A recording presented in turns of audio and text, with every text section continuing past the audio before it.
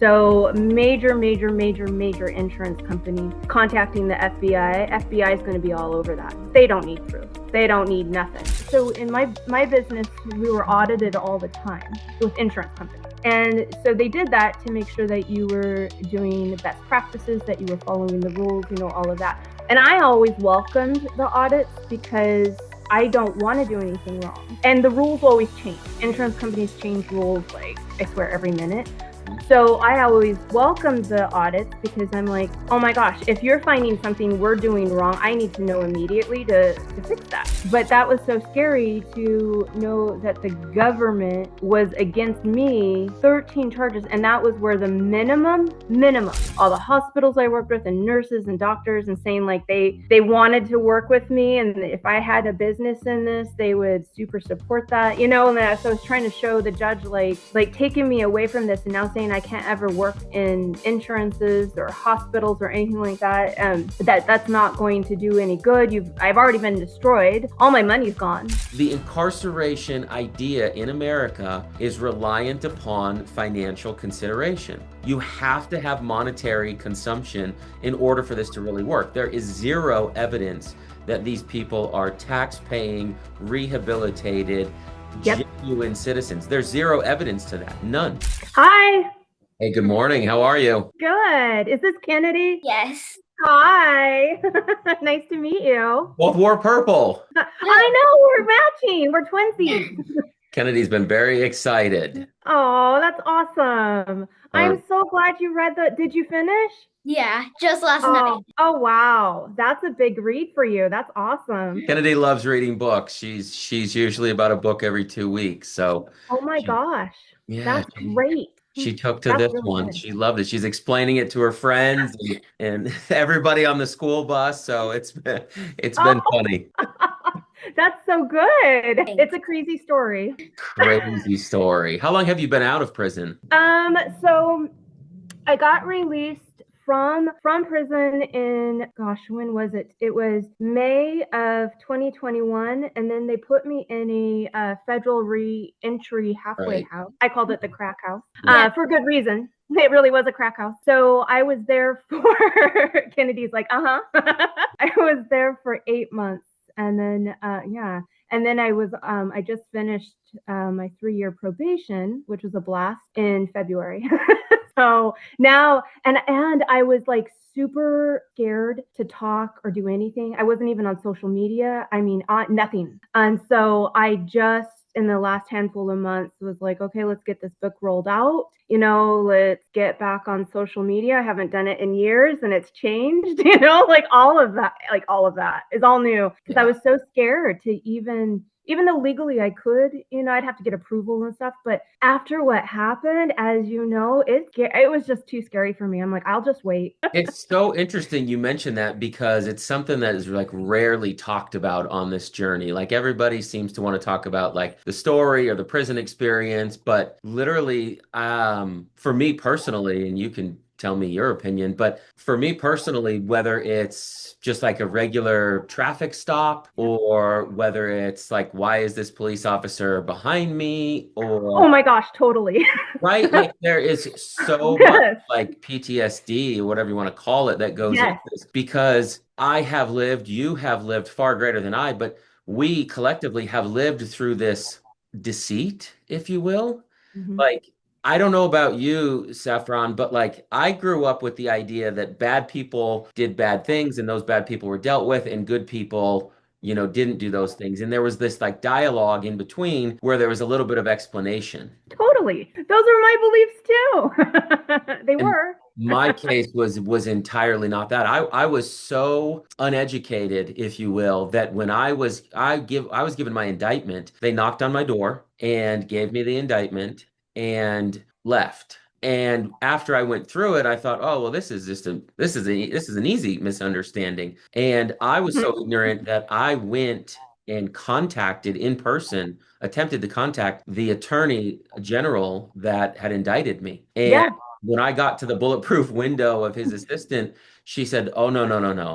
Not only are we not talking to you, but you need to go and get legal counsel. And for me, from 2007 to 2012 fighting the government. I was never read my Miranda rights, put in handcuffs, or taken a mugshot or put in jail. Not for an hour. Not for an Yeah. hour. And the general public would never believe you that that could actually take place. Oh, I know. The whole thing. Everything. It is not how I was ever taught or believed what would actually happen to a criminal. I Yeah. mean, just Was absolutely yours crazy. was yours similar in that regard? I mean, I know that you got the like, oh my goodness, phone call, but I Yeah. mean, after like the entire experience of now looking back, without dissecting it too much, which we'll do, like all of what I would say your typical generalities of this is how the legal process should go, it absolutely went the opposite for me. Oh,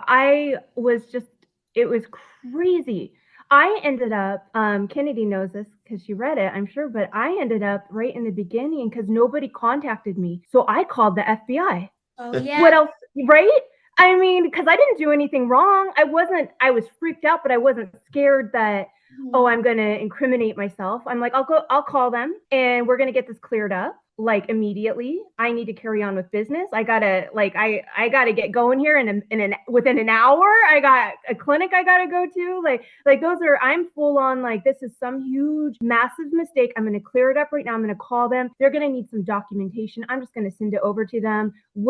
I might have to call my lawyer, but it'll be fine, right? I got to get to work. Literally, those are my thoughts, which sounds crazy now, but in my head, I'm like, well, I've done absolutely nothing wrong. It's I didn't dot an I or cross a T and they're freaking out and I'll just give them the information, Yeah, no. And from me calling the FBI and everything that happened after that, it was not at all what you see in the movies,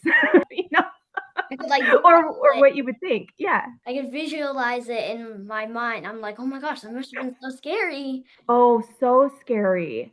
I mean, like I only know English. I don't know other languages. I do not know the words to describe how I felt. I don't know that there are human words. There might be in a different language. I don't know. But I tried my best in the book to describe it, but words are just words. They're still not how you feel. Yeah. It was so scary. Like if there was another word to maximize scary times 1 trillion, that's literally what I felt. And I was alone and I didn't know. I mean, I had one speeding ticket when I was 16, and it was on a country road. It wasn't like I was really speeding. I mean, I am like not in the trouble with the law. I don't try to do anything that would be wrong. Like I'm a good citizen, the whole 9 yards. Did all the right things. I thought, school, work, community, helping people, I think not perfect, but I'm a good person. I'm doing good things. Like, why would something like this happen to me? Yeah, I remember in a part of your book where like I could actually, and probably since I lived it, I felt your like that oh my goodness conversation when you said, oh, I'm going to call them. I remember, and they had made a comment to you like, oh, are you going to fly in from this particular? I remember that exact feeling because when I went in and set up a meeting like an idiot, set up a meeting, me too, right?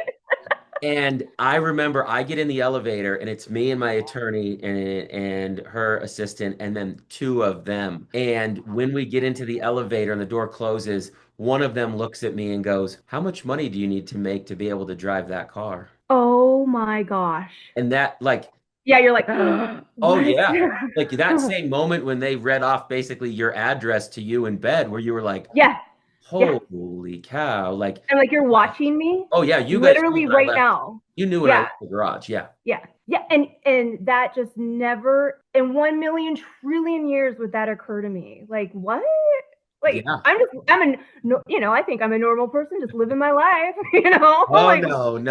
Never will I think that ever again. Oh, no, not now. But then I was just like, what? I mean, you only see that stuff in the movies. Yeah. I mean, really, right.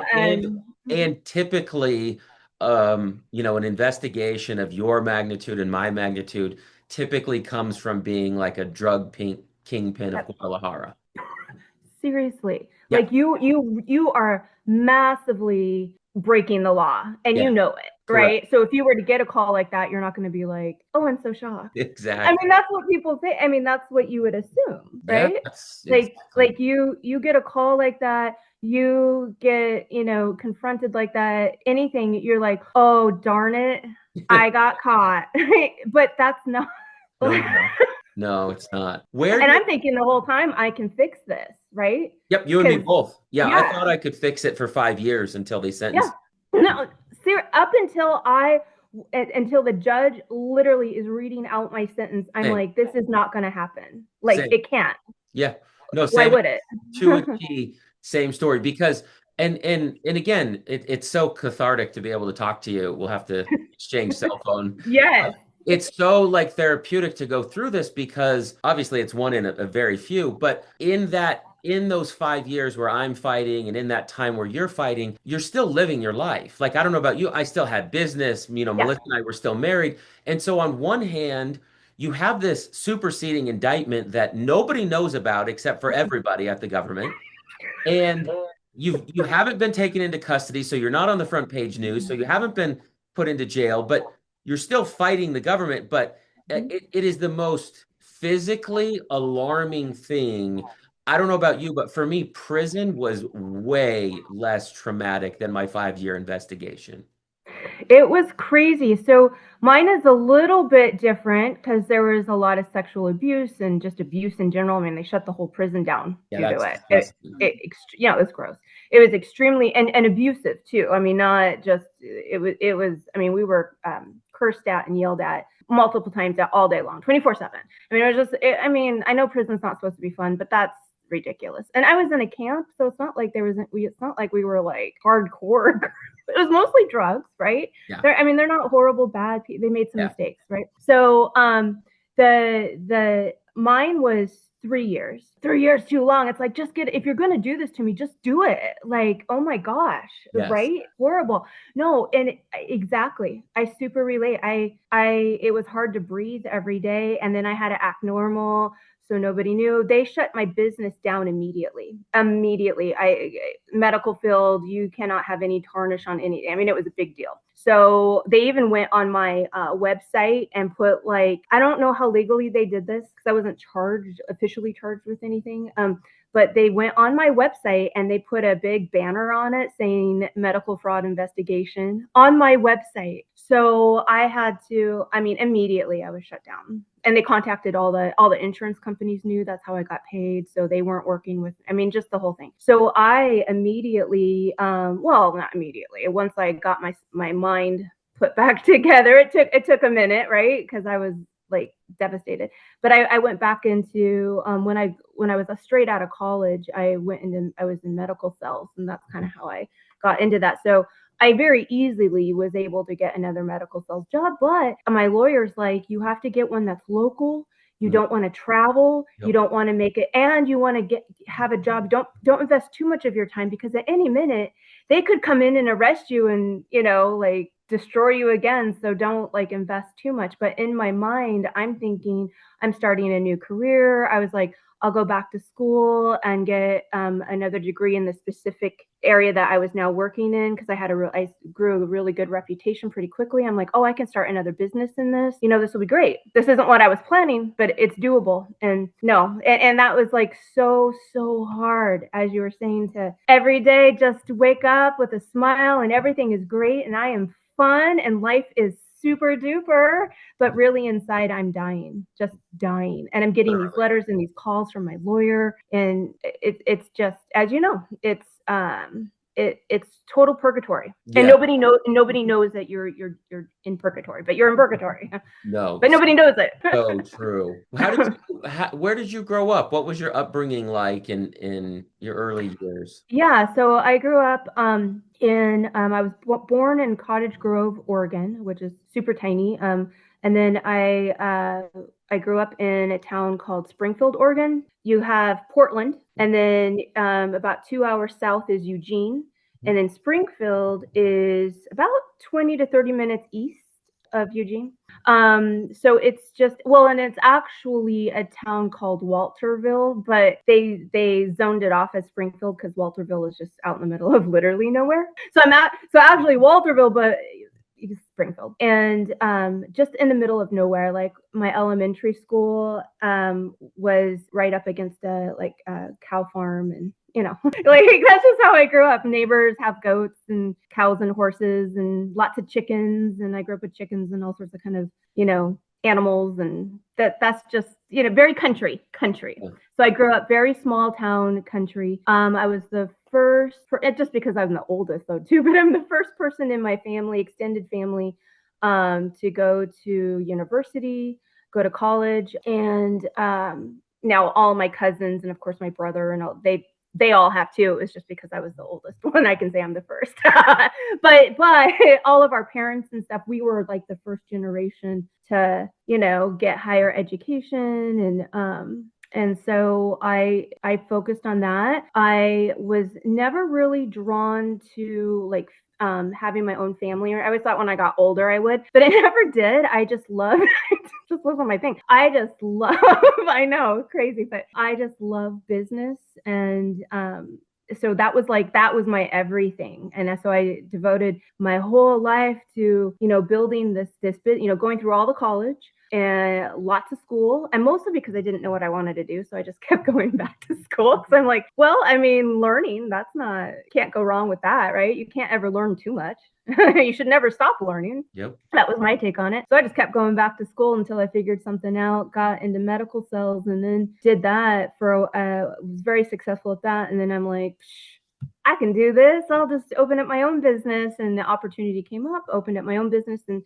grew that. And I had a house in Portland, lived in Portland, Oregon for a number of years. And then when this all happened, I had moved to San Francisco, and I had my house in Portland, and then I was renting a really awesome condo in Pacific Heights in San Francisco. I was very proud of myself at the time because I was like, wow, that took so much work to be able to get to that point. And it was beautiful. And in walking distance, I'd never lived in a major city, and it was like so cool to be in walking distance to like anything you ever wanted. I could just walk out my door and it's there, and it was pretty. I overlooked the bay, and it was looked at just like how they did with your car and probably the house you were in. And they're like, oh, how much did that cost? And you're like, do you know what I did to get here and how many years? Oh, no, don't spend that as in like I'm some kind of greedy money person, right? I worked very, very, very hard for many, many years to get to that point. But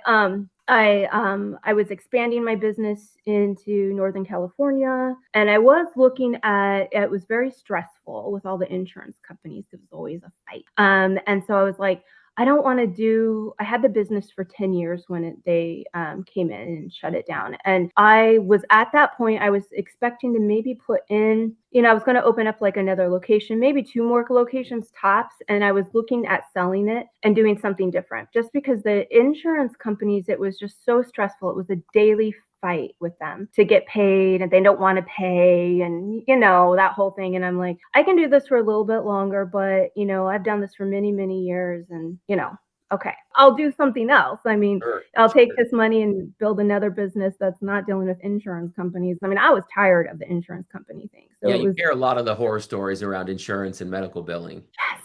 Yeah, well, because they want to look like they are providing all this stuff for their members, but they don't actually want to pay. And they actually don't want to provide it for their members, but they want to look like that so they get, more funds and more money and more people signing up with them. And, oh, we got all these benefits, but then it's a huge fight for them to actually pay. And so it's a twofold thing, because for the member, it's really difficult for them because they're like, I'm putting this money in. I thought you were going to pay for it, right?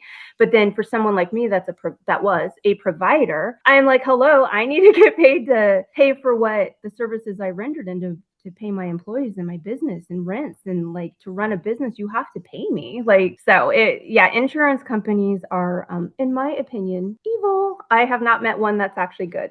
I'm sure there's a good one out there, but I haven't met that one though. So, you have a question?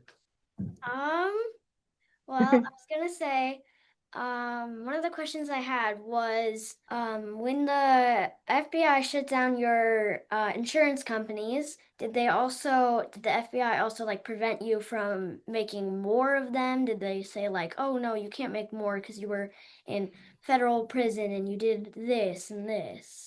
Yes, very good question. Yeah, absolutely. They are preventing me from ever. My entire natural life was the wording. I'm like, well, it's not my natural life. How would I do it? But for the rest of my natural life, I cannot work with any form of insurance company. I can still be in medical. I just can't, like, if there was a company that was self pay, I can do that because I didn't, of course, do any harm to people. Their big thing was like, I did all this harm to an insurance company. Okay. So I can't ever work with it, work with insurance companies, billing insurance, anything to do with insurance, especially medical insurance. I cannot legally do that. It's so interesting. Yeah. You look at your charge and my charge. It's a victimless crime. And I say this, and I'll try not to go down a rabbit hole here. I want to stay focused on your story. But so during my 2007 era, if you will, that when the great, what we call the Great Recession happened, there was this massive emphasis and, vitriol towards Wall Street. And, that was my upbringing. It was, financial services and very young and many millions of dollars. And the gentleman at the time who was kind of the poster child for fraud, his name, was Bernie Madoff. Yeah. I make this comment to people all the time that Bernie Madoff's sentence was longer than the next 23 child predators in the same courtroom. Isn't that just disgusting? Oh. It really is because you look at, there really is no benefit to the public to take people like you and I off the street. There's no benefit. Oh, right. No, truthfully, like if you're really looking at this from a business perspective, it only makes sense to incarcerate us if there's money to be obtained. That's it. Yeah.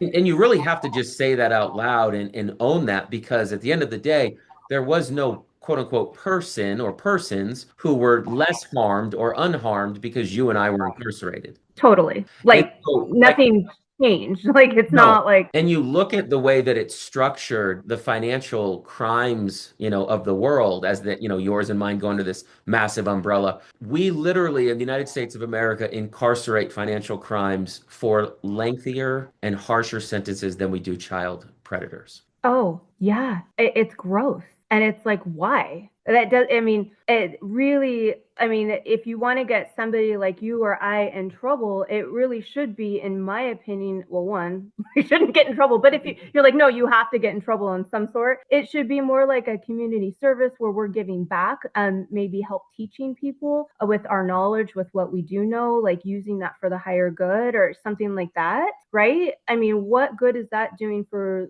the world, for the community? For anyone to now put someone like you or I in prison for a long time, not like a month, not like, hey, slap on the wrist, don't ever do this again, or whatever their thing is, right? Mm-hmm. But like for years and years and torture, and it makes no sense. And you have people, murderers, rapists, like pedophiles, like not okay people they probably need a lot of mental help, right? And I don't really know that the prison system's the best for them either, but they need help. But still, we don't want them in our community just as is, right? Without some kind of structure. And it's like, how in the world can you hardly even sentence those people that are causing harm, like really bad harm to people, killing them sometimes? And then like someone like you or I, it's like, it's questionable. You're like, it's more capitalism and you just disagree with how I do business. Then yeah, it makes no sense to me. And I've seen it so much. And I'm just like, what? I thought it was just me. I was like, oh my goodness, this is just me. Like, this hasn't happened to anyone else in the world, right? And then, because you don't hear about it like that, right? Nope. And then I get into prison, and it's not like I met a ton of people like me, but I met a handful, and I'm like, shocking. I felt bad because I had comfort in knowing I wasn't the only one, but I felt bad for them. I'm like, I'm so sorry, but I feel better. No, you're absolutely you're spot on. I remember the first time I met a guy, I got 2 years, and the first time I met a guy who had my same charge and he got 8 years, that was the first time I was like, oh, I can do Yeah, this. yeah. Well, they sentenced me to 22 months, but it got with good times. I did like every program they offered to try to get out. I'm like, this is stupid. Let me do whatever. I don't even care. And then COVID and like all this stuff. So there was like a CARES Act and all this stuff. So I was in there. I mean, 1 minute was too long. So it has affected me for the rest of my life, the amount of time I was in there. But there were women, same thing, that were in there. And I mean, they're serving like 12 years. And I'm like, I can't even fathom 12 minutes in here, 12 years. And then you would think like, because they killed someone, they really hurt someone bad, they are massive drug, cartel. Nope. No, nothing, like nothing. I No, mean, no, yeah. the sentencing guidelines couldn't be more confusing, and it seems to be an emotional roll of the dice for the most part. Yes. Yeah. Oh, there's no rhyme or reason. None. But I think the big thing that I seen too was having reputable representation, and not everybody has the means for that. I mean, thankfully I had parents that could step in and help me because I had money, but then they took my money. Yep. And then the money that I did have, I spent on lawyers, but it still wasn't enough for how much I had to fight. And luckily, I had family to step in that said, "Okay, we're not going to let this happen. Like we'll help." Right? Not everyone has that, No. and so they just get whatever counsel is given to them, and maybe some care, and I think a lot don't, and they just do their job. They clock in, they clock out. And now that person that maybe would have, if they had good representation, maybe would have only gotten 24 months or whatever, 12 months or even 6 months. I don't know. And here they're in there for 8-12 years because they didn't have good representation, and prosecution wants to get them for as much as they can. So they get paid more on that, but No, spot on. It's sickening. Did you know at any time, like, did you have any sense of, being a target of an investigation? Did you receive a target letter? Did you have any conversations? Or was this just literally that phone call that day of? Walk us through that. Yeah, no idea. So the only clue that I had, which was not a clue, but in hindsight, so I sued an insurance company that wasn't paying me. That's how this happened. But in hindsight too, it's like I had to sue them. I mean, they were trying to shut my business down by not paying me. And so I tried to do it without suing them for a very long time. Like that wasn't I didn't want to sue them because you don't want to do that to an insurance company, right? I want to be in good standing. And it was just and my lawyers are like, look, Saffron, you want to get paid. I mean, this was a lot of back and forth. This wasn't like overnight they said this, but they're like, we have to sue them. So we sued them. I won. They had to pay me, duh, right? they put it in, right? Like, hello. And then so they took their time in paying me, like the longest amount, and for an insurance company, it really wasn't that much money. But regardless, they took their time, so that I was struggling to even get that. But it was like the last $100 they owed, and they were to pay it. And so my lawyers were like, we're going to have a final meeting with their lawyers, just saying this is close, just a final. And they wanted me in on the meeting. I'm like, yeah, sure. And so it was a phone conference meeting, and with my lawyers and then the insurance company lawyers. And they said in this meeting, in front of all my lawyers, at the very end, they were like, Saffron better watch her back. She hasn't learned her lesson. And my lawyers were like, you do know that this is the company, Saffron Specialized Medical, not Saffron as an individual, that we're suing you on. Like, Saffron is because she owns the company, but this isn't her money. This is the company's money so that she can run the company. And they were like, yeah, what? I mean, super unprofessional. They were just scoffed at it. Like, huh, yeah, she better watch her back. My lawyers were, of course, business lawyers, right? And so they're not criminal lawyers, and they're not thinking criminal necessarily, right? And so when we got off of that phone call, we were all just like rolling our eyes and being like, oh my God, poor losers, like whatever, we're making jokes and like, hey, watch your back, because we're thinking not what they're thinking. And what they ended up doing, I found out, is they contacted the FBI and gave them made up reasons, of course, but that you don't have to have proof. I didn't know that. I did not know that. I thought you had to have hardcore proof. No. Especially coming from a major insurance. This is like one of, I'll just tell you, but I don't want this out there. But it was Regents, Blue Cross Blue Shield. So major insurance company contacting the FBI. FBI is going to be all over that. They don't need proof. They don't need nothing. Regents, Blue Cross Blue Shield, they say this lady is committing fraud. One of the things was money laundering. I didn't even know I knew what money laundering was, but how do you do I don't know how to do money laundering. Like I do now, but I'm like, how would you even do that? Like, I don't understand. Like money laundering, mail fraud, wire fraud. I mean, there was like something like 13 massive charges. It would have at a minimum put me away for 30 years. Maximum, it would have been like, I don't know, 100. And it was just like insane. So my lawyers never ever thought, little of me, ever, that when they even threatened me, that we just thought they were poor losers, horrible joke. We're never going to do business with you anyways. See you later. Thanks for the payment. Bye. We're never thinking they're literally going to contact the FBI and destroy my life. And that's what they meant. But that's not how we took it. So that was my warning, but not knowing that, had no idea that was my warning.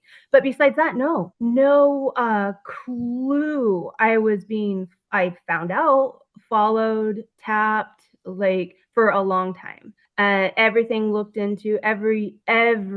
We don't have proof of this.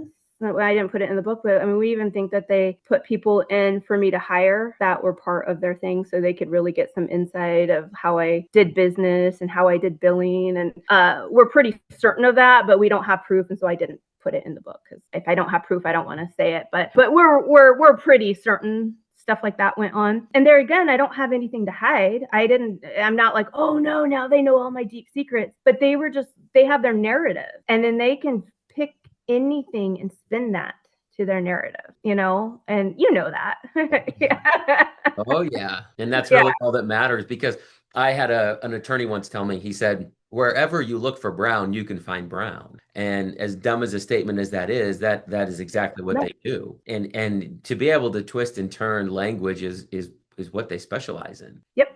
Oh, to your face, even. I've had conversation, and I'm like, you are spinning literally what I just said. Like, that's not what stop it. I actually have said that once. I was like, stop. Like, you are full on taking what I just said and making that not right. Stop it. I was just like, this is ridiculous. Oh yeah, been there many times.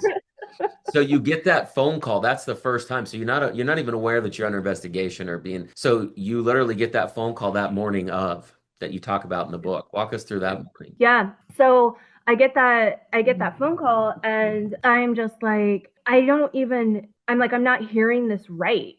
Like, there's just no way. Like, no. And then so I start calling like my different clinics, trying to get a hold of one of my managers, something, right? I first call the hospital. They're like, we can't talk to you. Fix this.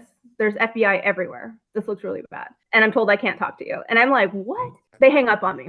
And then so I start trying to call my managers. They're not answering, which would not happen, right? And maybe one doesn't answer, but I call in. Someone's going to answer. No one's answering. I'm like, I'm freaking out. I'm like, what? And so that's when I didn't even think about calling my lawyer, because I'm not thinking I'm doing anything. I'm just thinking like, wow, there's this massive mistake. So I immediately call the FBI, and I'm just like, oh my, like, I'll get this cleared up. And so I call the FBI, and I'm like, so, and I'm still like very, like, hi, so I have a funny story. I have FBI agents.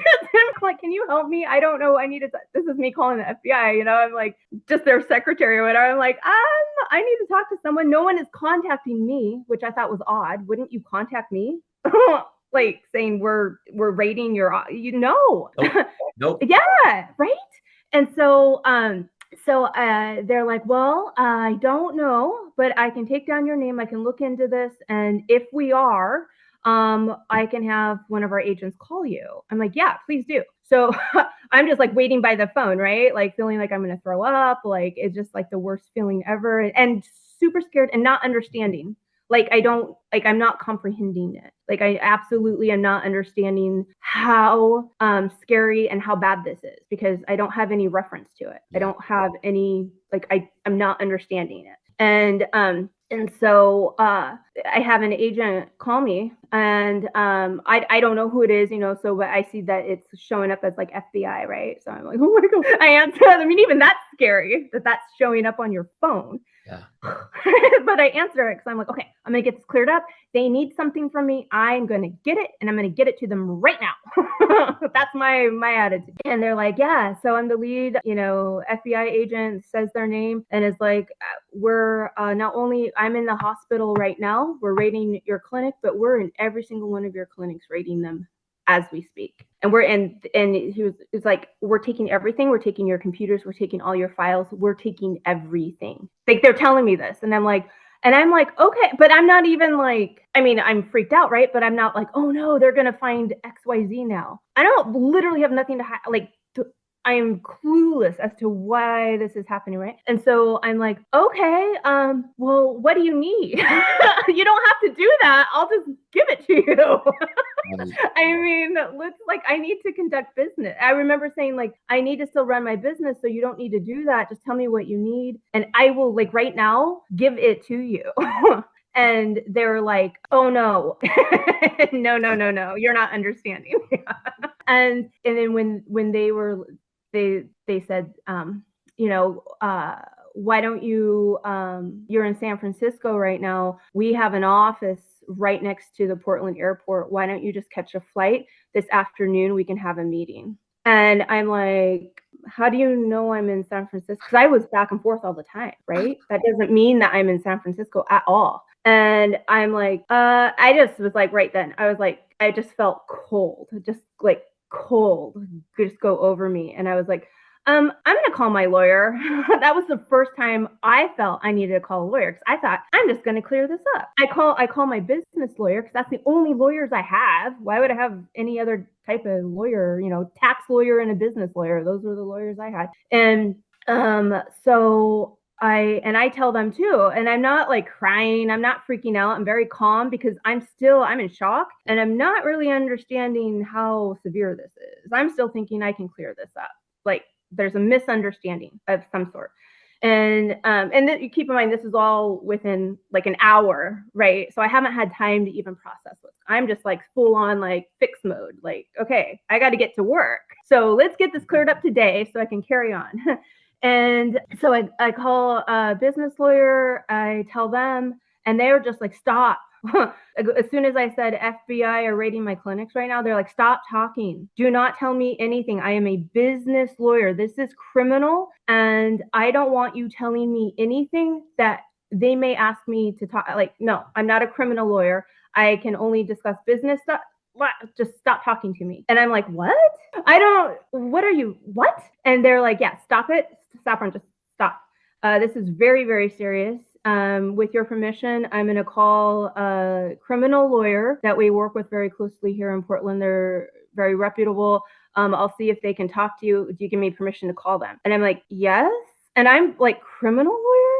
Like, that's for criminals. I'm like, whoa. And so they're like, stay by your phone. I'll give you a call right back, but do not talk to me about what's happened. And I'm like, okay. And so I stay by my phone. They call me back like in 10 minutes, and they're like, okay, do not talk to me. Like, that's their first thing. Don't talk to me. I'm just calling to let you know, criminal lawyer is going to call you. You better be by your phone. I'm like, okay. They hang up. Totally. I'm already being treated like a criminal, right? Like I've done something horribly wrong. And then the criminal lawyer calls me, same thing. Why don't you tell me what you did so I can help you? I don't know what I did. No, you're not. Yeah, you're not understanding. Tell me what you did so that I can help you. And I'm like, you don't understand. I don't know what, I really don't know. And they're like, well, my job is to help you. And if I don't know what you did, I can't you. Like they were very cold. I mean, a good criminal lawyer, right? Because they're just like, let's get to the point so that we can fix this. I don't need to hear all the in between stuff. Just what? So we can fix it. You know, so I know how to handle this. And I'm like, I literally don't know. I don't know. And then they're like, well, if they're rating because they're like, well, we talked to your business lawyer, and from what they told me, they're rating you have clinics and they're rating them. Well, they're not doing that unless they have something on you. And so you've done something. So why don't you just tell me what that is so then I can get to work on what we need to be doing? And I'm like, literally, I have no idea. Like I like not even in my wildest dreams could I be like, maybe it's this. I literally don't know. And because I did know medical fraud, I did know like nothing. And if I messed up on something, so in my business, we were audited all the time with insurance companies. And so they did that to make sure that you were doing best practices, that you were following the rules, you know, all of that. And I always welcomed the audits because I don't want to do anything wrong. And the rules always change. Insurance companies change rules like, I swear, every minute. So I always welcome the audits because I'm like, oh my gosh, if you're finding something we're doing wrong, I need to know immediately to fix that. So I was never scared of audits. I always passed audits. If there was something wrong, they did usually give you like a week to fix it. They'd come back to make sure you were changing protocols. And, you know, I like that actually, because I'm like, I am not trying to do anything that's not up to par. Right. And right. Oh yeah. So yeah. So I'm like, I'm telling the criminal lawyer, I'm like, I always pass audits. Like, so if I was doing something wrong, they would have found that like a long time ago. Like, I don't understand any of this. Right. And so they were annoyed with me, thinking like I was hiding something, right? Right. And tell us the truth already so we can help you. Yeah, like I don't have time for this, like whatever. And Yep. I'm like, I don't have time for this either, whatever. This is like crazy. I don't even know. And then they started telling me like right away, they're like, this is a criminal investigation. You are now viewed as a criminal. You better be prepared to be arrested at any time. There is going to be prison time. They don't do this without prison. And I'm like, whoa, hold up. Like, and I remember I was like, oh, I can't go to jail. And they're like, oh, it's not jail. It's federal prison if you're dealing with the FBI. And I'm like, huh? Like, I go, no, I mean, I literally, I was like, no, I can't do something like, okay, rewind. And they were just very not nice, but that's their job too, right? You know, there's like, no, like very facts. Like, you're going to go to prison. My job is to make sure that you get the least amount of time. You're probably going to get arrested at any time. They could be knocking down your door. They don't do this unless there's something massive. So, and it was on a Friday, and it was like right before Halloween. And so they were like, you know, I'm going to take my kids out trick-or-treating. And over the weekend, why don't you think about what you're doing? You can send me over the retainer. Gave me of course, all the financial stuff. I'll reach out to the FBI team and all of that, find out what the charges are. I'll find out what they're investigating come Monday, and just spend the weekend, maybe start thinking about what you want to tell me. And I'm just like, there again, that lull of time of just, I want to get this fixed. And now I'm just in the pits of hell and I can't get out of it. And you're telling me I don't even know what they're looking at me for like another 2 days. And then I remember they were like, okay, well, I got to go because this afternoon, I have a murder case. I have to. I'm like, I'm talking to a lawyer that works with murderers. Like, that shocked. I was just, of course, a criminal lawyer. I know this now, but at the time, I mean, only 3 hours previously, I'm just living my life normal. And now I'm talking to a criminal lawyer that's telling me I'm going to go to federal prison and that they're working with a murder case right now and they got to go. And I'm just like, that's a heck of a weekend. Yeah. And you know, I'm in San Francisco. I'm not close to, you know, anyone. I'm falling apart, right? And I'm by myself and I'm freaked out.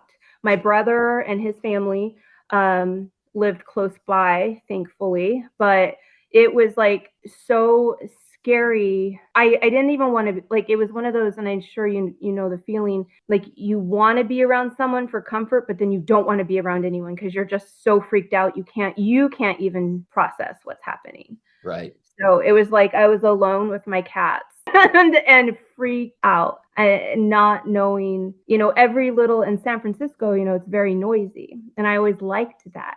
But now it was every car honk, every siren, every ambulance, every little thing. I'm like, they're here for me. Like literally. And like, it was so scary. Anxiety through the roof. Yeah. Do you find out eventually? Do you meet with that attorney? You find out eventually, do they actually present you with, charges or scope of evidence, or how's that process? Yeah. So I talked to the criminal lawyer the following Monday, and they're like, okay, we have, I got the list of charges. I talked with them, all that. And I'm like thinking, a list? Like, I'm thinking maybe they might, like, what's the one thing that they're upset with me on? And there was like 13. And I got rid of that a long time ago. I don't even know what I just couldn't even. I'm like, this is out of but there was 13. I remember that number very clearly. And it was just like the saying, throw everything in the kitchen sink or whatever and see what sticks. It was like they just threw everything they could think of, and they were like, oh, some of it will stick. Right. But that was so scary to know that the government was against me, 13 charges. And that was where the minimum, if let's say they got me on all 13, the minimum amount of time was like 30 years. And the maximum, I mean, who knows? It could be over 100, and so and I'm like, at this time I was 40 years old, and I'm like, another 30. Okay, well, so I'll die.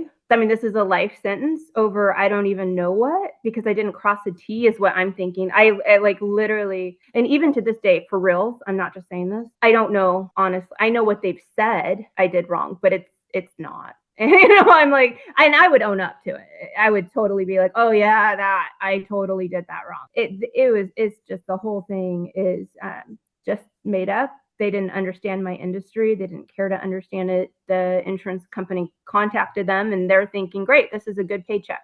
We're going to make this happen one way or another. And so even with the charges, so there was like 13 I was eventually, no way was I going to do a plea deal, like no way, right? And then my lawyer was like, I'll defend you. It's your choice, right? But I cannot sleep at night if I don't tell you the truth. And the truth is you won't win. And so if you fight this, not only are they going to tack on more charges, they're absolutely going to tack on a conspiracy charge that's not on there now, but they will. And that is a minimum of 10 years. And they'll easily be able to have that because they don't actually have to have proof. They just have to have 4 people say that they think you had the intent to commit. And they're like, that's very easy, because all they do is they threaten them for them to say it, put it in writing, and they'll do it because they don't want what's happening to you to happen to them. And that's what they're going to threaten them with. So right there, you're going to get 10 years.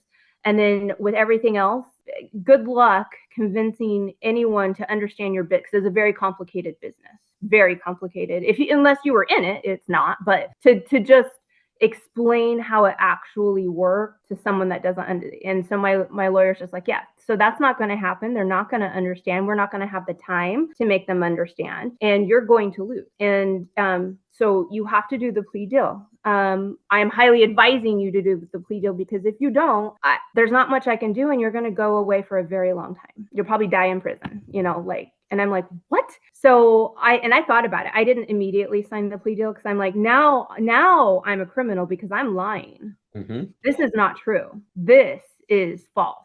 Yep. This is completely false. And so I'm like, in my mind, I'm like, well, God knows the truth, and I got to sign this. And even though it's a lie, like, I know, like, I'm not trying to lie. I'm being forced to do this. And you take 2 bad things and you pick the less bad thing. And so I literally said a prayer as I'm signing it. And I'm like, sorry, now I am this is a criminal act. Because I am full online. Yep.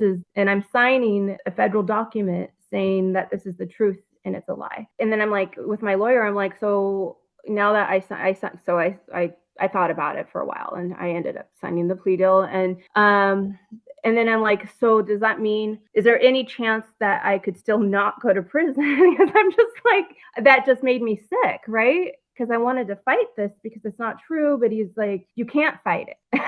I mean, you can if you want to pay me, we'll fight it. But like, I can't sleep at night making you think you're going to win because I want to tell you you're not going to win. But if you want to do it, I'll help you, but you're not going to win. Nope. And so I appreciated that because I found out when I did go to prison, talking to other people and their lawyers, that they spent good money on did not tell them that. And because they wanted to make them, they would have got paid a lot more money to go to trial and fight it and all this. And luckily, my lawyer did have a conscience and was like, I'll do it if you want, but in good faith, I have to tell you, don't. And these are the reasons why. So in signing that plea deal, I was still hopeful, very naive, right? But still hopeful that the judge is going to see that I've already been destroyed enough. I can't ever go back to the business I had. I'm starting a new career, and I had it all lined out. Like my plan, I'm going to go back to school. I had a lot of medical stuff, so it would only be like another year or something. I could very quickly get this degree to open up this other medical business, and I had letters of recommendation from all the hospitals I worked with and nurses and doctors, and saying like they wanted to work with me, and if I had a business in this, they would super support that, and so I was trying to show the judge like taking me away from this and now saying I can't ever work in insurances or hospitals or anything like that. That's not going to do any good. I've already been destroyed. All my money's gone, right? So anything now is like new money that I'm working for, like just the whole thing. And so I was very naively, not my lawyer, but I was very like, oh, okay, the judge is going to see like, I've already been destroyed. I've already been in prison for basically 3 years, purgatory, right? Like, I mean, horrible, right? But I'm still being a productive citizen. I got this other career already started. Just give me the chance to do it. I have all the proof here for you. I'm not just saying it. And I thought, I was very hopeful that, I knew they were going to give me like restitution and probably a probation or something like that. But I was very hopeful, like, he's not going to send me to prison. He's not going to give me a felony charge, right? Because I'm clearly not a felon. And no. So they, not true. So they did give me the bare minimum amount for the charges. So, I mean, I don't really know if that's a good thing, but he could have charged me for a lot more. But out of the 13, it came down to 2. That was the plea deal. And I also thought that too. I'm like, the judge is going to see that this is just a game. You don't do that. If I really had 13 felony charges, right? Like, I really did those things. No prosecution's going to drop it down to a plea deal of 2. No freaking way, right? And I'm like, in my mind, I'm like, oh, judge is super smart. They're going to look at that and be like, oh, this is a bunch of junk, right?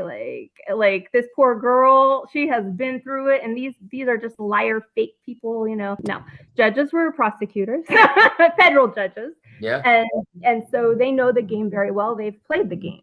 I didn't know that. I found that out. And so they're in on the game. And I'm just like, oh, you can't win, right? There's just no way. Yeah. It's interesting because one of the things that I thought was scary that I learned going through this was, you and I walk into court on, whatever, Tuesday, the 10th of the month. And, there we are. And you have, I don't know about you, but for me, I had all this information that I wanted to present. And, I wanted to fight and go, no, you said this, that's not how it, no. And here's the context for this. And this is right. I wanted to paint this picture. And after fighting it for so many years, you realize that none of that really mattered. It was how much could they throw out there. And then what kind of like just dripped off the walls was what was left over. And yes. it really is scary. And then the worst part about it for me was realizing that I walked in once every 30 days or 60 days or 90 days. These judges and these prosecutors, this is their livelihood Monday through Friday, 8 to 5.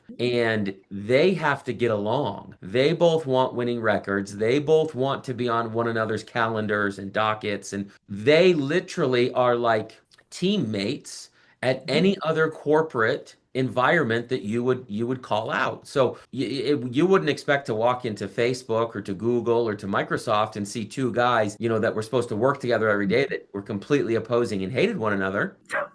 1000%, That's right? shocking. It's a real scary revelation to go, no, no, no. These prosecutors and these judges, they have drinks together, they have I happy was gonna hour say they go together. play golf, they go Yes, have dinners, they do yes, functions. They're yes, friends. Their wives are go yes. shopping together, like This literally. judge is not going to make this prosecutor look like an idiot when he has to show up the next 7 hours in his or her courtroom. Yep, they're friends. Yes. And that's something else that the general public don't understand. I didn't understand it until I lived through it, and then I'm like, wait a minute, this is the most corrupt situation in every shape, way, and form. That I mean, yeah, it's just and it's all for a paycheck. And I'm like, Yes. how can you sleep and I'm all for making money, right? But how in the world can you sleep at night knowing that you're making money destroying people? And even people that, like, not to go off on a tangent, but even people who really are criminals, like, they need help. Like, something needs to be done, but just throwing them away in prison and locking the key and being like, they're just going to come back as soon as they get out and it's a repeat cycle. Like, how can you sleep at night knowing that you're the cause of that? I would want to, as a type of person, I'd be like, okay, what can we do to rehabilitate them for real? Not just saying that. Like, Yeah, but then what can we do? there would then be no retirement account. Oh no, that's not how they make money. No, Yeah. no, And there I'm would like, how no. can you do this? It Like, wouldn't work. how? And Yeah. I say it ad nauseum. People have heard this 1,000 times. Is that the recidivism rate nationally is basically 8 out of 10 people will that get out of prison will go back to prison. And so the recidivism rate is through the roof. And if there were any other industry on the planet, if 8 out of 10 Delta airplanes fell out of the sky today, Right. you'd hear about it, it'd be front page news. You'd have cancellations, hotel travel would be, stocks would be in the tank, you name it. The criminal justice quote unquote system is the only business that is allowed to operate wherein they can have dismal returns and they can have poor performance and they continue to receive money each year. Yeah. It's the only Oh, one, Saffron. absolutely. It's the only one. You take healthcare, even the craziness that's going on in healthcare. I'm not to go down that rabbit hole, but even in general, like the whole pharmaceutical nightmare that's happening, you could not have 8 out of 10 people die and take aspirin and Right. then have astronomical returns year over year. The incarceration idea in America is reliant upon financial consideration. You have to have monetary consumption in order for this to really work. There is zero evidence that these people are tax-paying, rehabilitated, Yep. genuine citizens. There's zero evidence to that. None. Yeah. Oh, it's sickening. It really, really is. And I was when I started this, 13 years ago, it was, I was so gung ho. I feel like I right where you were, like, how do you change this? And how do you put a spotlight on it? And the reality is you don't, because Yeah. unfortunately for every person like you and I, there's 100 individuals that, messed with children and deserve to be there. And Oh so my gosh. you and Right. I are never going to get a fair shake because this judge, and I say this to people that are going in front of parole and probation, and there'll be a million inmates who watch this. And I say this to the people that are sitting in front of the parole board. That parole board, those members on the parole board tonight, they're all going to have to take their families out, their kids to soccer games, whatever it might be. And the one person that they let out early and went and ran a stop sign because they were drunk and killed a mother, that's the reason that you won't get out on parole early today. Yeah. It Yep. is, and it's you and I are literally at this chasm of white collar, educated, tax paying, parents, societal members, et cetera, et cetera, et cetera. And it is like we shouldn't be in this same blender as the people who are really addicts or are really having a mental health crisis. And the entirety of the prison system is reliant upon everybody just saying, yes, you broke the law and yes, you should go away. Yep. Oh, completely. Absolutely. I am still just, even though I lived it, obviously I know it happened. I'm still in shock of what happened to me. Like how? I How in the world? completely, I totally, I don't disagree with you at all. And I can't imagine, I don't want to speak for you, but like that transition. So when I was sentenced, they took me that day, which was so odd. Oh, Yes. seriously. Oh, the judge in my court, literally in open court, the judge said, "I'm going to make an example out of you." It's a true story. Oh my gosh. And took me immediately. And Saffron, you have to think, I've been out for since 2007 to 2012. I hadn't been incarcerated. I didn't spend 30 minutes in a jail cell. And Right. so for you to immediately remand me was crazy town. And they usually don't do that unless you're a like All they're of like, the above. we'll No, give no, you no. time No, and I yeah. literally, Melissa and I pulled up on the curb to the courthouse. We put our 75 cents in the meter, figuring we were going to come out because it's what we'd done for years prior.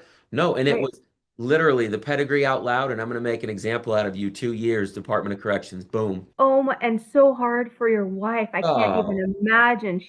I just can't even. unreal. And And so how could the judge do that? uh, Oh, that's sickening. it's kind of crazy. So I look back now. So like that's how I get, I immediately got processed, and then they put me on the bus, and the bus took me. Oh my gosh, are you Yeah, serious? no, true Oh, story. So I'd be curious. So after you, kind of go in front of the judge, how's that? How do you get to prison, and which prison do you go to? okay. Yeah. Okay. I don't have your story on that, thank goodness. But okay. My lawyer did tell me that could very well happen. They didn't think it would, but don't hold your breath either. Right. Yep. So in my head, though, I was still thinking I wasn't even going to be sentenced. My lawyer did not agree with that and gave me no hope of that. But in my head, I'm like, no, no, because in my head, in hindsight, it's a different thought. But at the time, I'm like, God's not going to do this to me. Like, there's no way this is going to happen to me. Right. I see the positivity in it now when you're, done. Yeah, I can see why certain things, bigger picture in there. But at the time when I'm going through it, right? And I'm like, this is not going to happen to me. I mean, absolutely not. And so when it did, I was prepared, not really, but I mean, I did know that it was a very real possibility that they could take me at that time. But the judge when he did give me the minimum amount, I was kind of like, okay, he could send me away today, but he probably won't. And then they did say like, I don't know the exact wording, but basically you're not a flight risk. You have a home to go back to. I'll give you a month. I think it was a month getting your everything put together and figured out. They didn't know where they were going to send me. So they said within the next month, you'll get a letter of where you're going to go. It could be anywhere in the US, right? Anywhere, right? And I didn't live close to one. Well, okay. So I was in Northern California, but when this all happened, I came back to Oregon. I had a house in Portland, but I was not mentally okay. And so I didn't feel safe that I wouldn't do something drastic because I was really spiraling down at that time. So my parents were like, just come back with us. I had a friend actually watch over my house. And then the lawyer was like, not to go off, but my lawyer's like, you're going to lose your house. So they're going to take it. And they did. So I was just a mess. So I moved back in with my parents, which I didn't want to do. But then I'm like, I'm not going to hurt myself. I'm not going to do anything horrible because I was really mentally not okay when this all had. And I'm not that type of person at all. I'm very positive, but that's what it does to you, right? So so to get back to, I was with my parents. The judge knew that, it was just like, okay, you're probably not going to just head off to Mexico or whatever. He didn't say that, but probably not. And so, anyways, so I got a month to figure things out, but then that was horrible too, because now I knew my fate, right? And like, what the heck? how about we just get it started, right? And then because now I'm in massive purgatory. Like I can't even fathom this. Like I don't even know. And so just horrible, horrible, horrible, horrible. And like the worst feeling ever, knowing the days are counting down and I don't even know where I'm going because they didn't tell me right away. So it got closer to the month time and they still hadn't told me. So I contacted my lawyer and I'm like, yeah, I'm like, I don't know where I'm going. It was like a week out and you're going to get in trouble if you don't report. But I'm like, they haven't told me where to report. And if it's like in some other state, I got to arrange for that. Like, I don't, what the heck, right? And so because it could have been anywhere. Yeah. And so my lawyer reached out to the judge and the prosecuting team, and then they were like, "Oh yeah." I mean, that's how much they didn't even care. Like once they won, they're like, "Oh, done." Like don't even care. Like if they're really concerned that I am this criminal out in the world, wouldn't you be like, "Oh, you're going to this prison on this day," like no, they're done. They won. They're like, and then we you forgot realize about it. how like insignificant your case really is, and then you realize completely. how now you're just relegated to these paper pushers that are just giving you a case number and a file and a date. Like I can remember when I got transferred states, they said, "Hey, you need to check in here." So I called to check in, and they go, "Oh, that person's not in." I go, "Well, when are they going to be in?" Oh, it was like a Thursday. They go, "Next Tuesday." Okay, great. So I go to the office on Tuesday. They go, "No, person's not in." So then I write a letter, I send an email, bing, bang, boom. About 30 days later, this person contacts me and goes, "Why are you reaching out to me? You're not even on my caseload." Oh my god. That's there. Like literally, the federal paperwork to transfer me to another state was signed off by a judge. And they said, "You have to talk to this person when you get there so we know you don't just run away." And that Yeah. person was like, "I don't even know why you're calling me." Oh, I'm not surprised. I mean, that's Me shocking, but I'm neither. not surprised. It's scary. Right. So they ended up, I found out very last minute, very last minute, that I was to go to Dublin, California.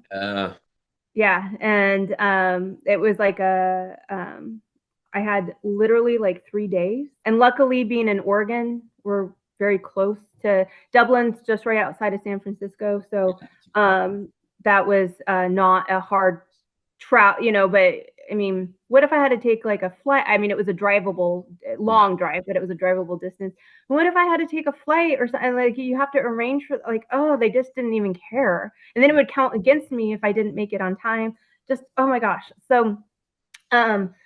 So yeah, my parents drove me there, and my brother and his family lived in the San Francisco area. So we drove there, spent the night, and then the next morning reported in. But even that, so my nephew at the time was younger, and my whole family was freaked out, and my brother was really concerned and didn't want to scare, my nephew, and so he didn't want it to be talked about at all. Yeah. And so I had to show up the night before I check in and act like everything's fine. Needless to say, I'm not a big drinker, but I had some vodka that night. I was just like, I can't deal with this. Oh my gosh. And so I had to act like everything was fine. I'm just visiting. But inside, I am like, It's melting down.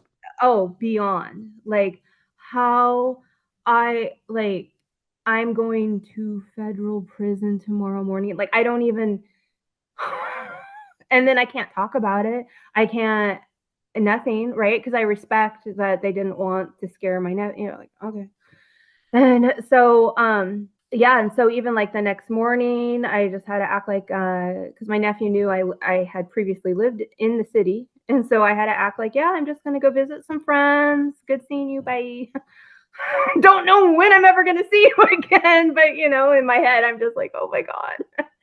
And so my parents drove me to the place, and and I was so freaked out. I was like, I'm going to, because I didn't even know what to expect, but I was just like, I'm going to look as nice as I can because I just want to feel as best as I can showing up, right? I don't want to show them that I'm like scared or whatever. So I still did my makeup, I still did my hair, and I, like put perfume on, I was just trying to like just be my normal self. And um it was horrible. It didn't help. I thought that would help, and it was just a nightmare.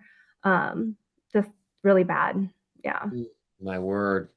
And what is that? Describe that process for people. What is it like walking into Dublin prison? Like, Yeah, so it was super weird because like you're walking, you pull up, and um there's like the front entryway, there's like flowers and the American flag, and it looks all clean, and it's an institution, right? I don't want to paint it as like, oh, okay. pretty, but it looks inviting to somewhat, with flowers and the American flag, and there's like geese walking around, and it's in Northern California, so the sun's out, it's nice, it's pretty.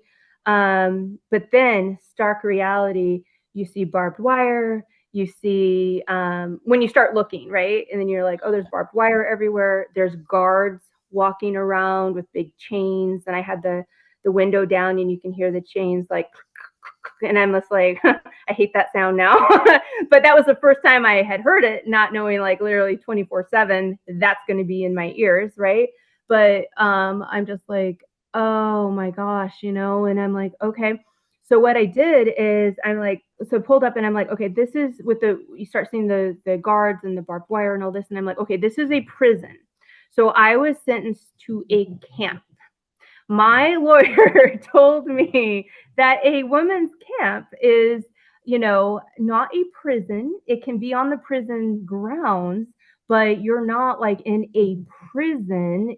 They have yoga, a lot of them. Some even have swimming pools. It's a time for the words, or it's a time more for reflection. You can read, you can, go out and walk. You're not going to be behind, barbed wire, or, closed cells, or, like they're painting a pretty picture. Now, I'm not that naive. I was like, it's probably not going to be quite what you're describing to me, but I'm thinking, okay, it's not going to be prison, like federal prison, right? What you see on TV. I'm like, it's not going to be like that. So when we pull up, even though there's flowers, American flag, the entryway, but I'm noticing behind it, it's a prison. And I'm like, I don't know that I'm necessarily in the right place, right? So I called the number. I knew the camp would be somewhere around, but there was a military base right there too. And so I'm like, okay, so the camp is probably somewhere else. I have this address, but it's down the road or somewhere else. So I called the number, and I explained, right, that I need to check in, but I'm checking into the camp. And they're like, and I explained where I was. And I was like, so I don't know where I need to go. And they're like, oh no, you're in the right spot. Come in. We do have you here to check in. Like, so if you're here, come in and check in. And I'm like, oh, but I'm supposed to be in camp. And they're like, yeah, this is camp. They weren't nice about it either. They're like, yeah. And I'm like, this is like a prison. They're like, and then they just started laughing. Yeah, camp is a prison, lady, And I'm just like, oh, but I'm still like, okay, it's not that bad, right? And so I go in, I check in. Of course, they're not nice to me. Big shocker. But I'm still like, being positive and like, okay, I can do this. This is fine. They're going to take me to camp, and it's not going to be this bad. And there's going to be nice people there. I'm telling myself this, like, there's going to be nice people there. They're going to be like me. And, I'm going to get through this. I get along with lots of different types of people, and this will be a fun experience. I'm just trying to convince myself of this. And long story, they bring me through they take me into the prison. They do the whole strip search and all this, right? And I'm kind of like freaked out because I'm thinking they're not going to do that to me. I am not a drug person. Like, there'd be no reason to do that, right? But they still do it. And I'm just like, okay, this is like horrible, but okay, no, I can do this. I know, whatever. They're going to take me to camp. Okay, whatever. And they bring me to, after I go through the strip search, they put me in the prison uniform, which was shocking and very uncomfortable and gross. And just like, ah. Oh, they made me take off my makeup and all of that because for the picture they didn't want it, like, whatever. And I'm just like, ugh, whatever. Oh, and they made a comment. They were like, "Oh, you look mean," and I was like, I'm shocked. So the picture, I look a little mean in the picture, but I'm just shocked. Like, I'm just like a shocked face, right? And it was funny because I did look a little hardcore, which is hilarious because I am not at all. I'm the biggest softie there is. So so they take me through like all these like locked doors and everything, and I'm just like super freaked out. You know, it's like what you would see in a movie or TV with like the fluorescent lighting, and it's all like not right, and it's like the lights are flashing and it's like a green hue, you know, because it's like old fluorescent lighting and it's dark and it's damp and it's dank and it's just like gross. It's everything you would really think a prison would look like, and scratches on the wall and paint chips and like these big huge metal doors. And I'm like, okay, so when am I getting to camp?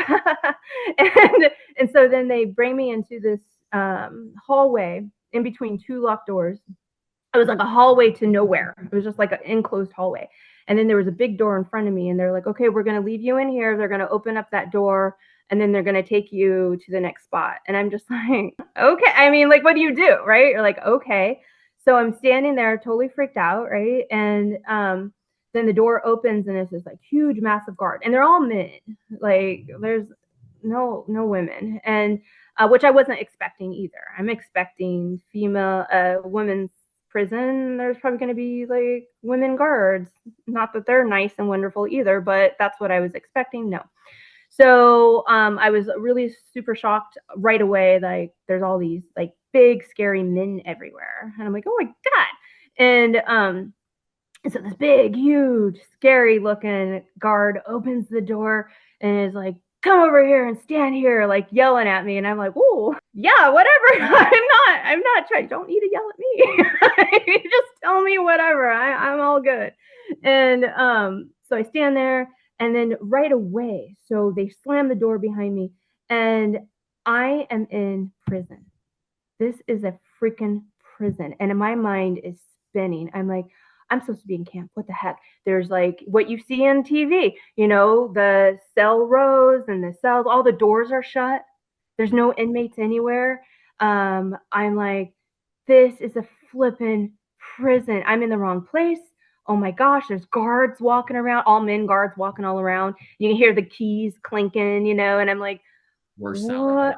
Yes, it is. And I'm like, what the heck, right?